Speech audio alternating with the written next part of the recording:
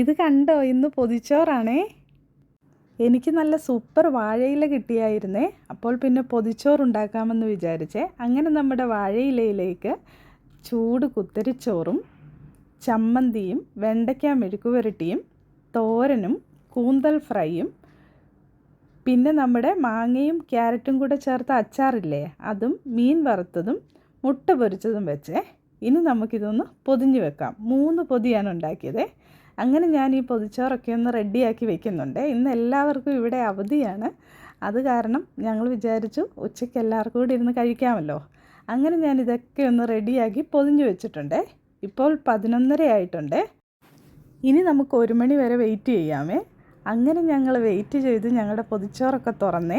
പൊതി തുറന്നപ്പോൾ തന്നെ നല്ലൊരു മണമായിരുന്നേ. ഇനി ഞങ്ങളൊന്ന് കഴിക്കട്ടെ.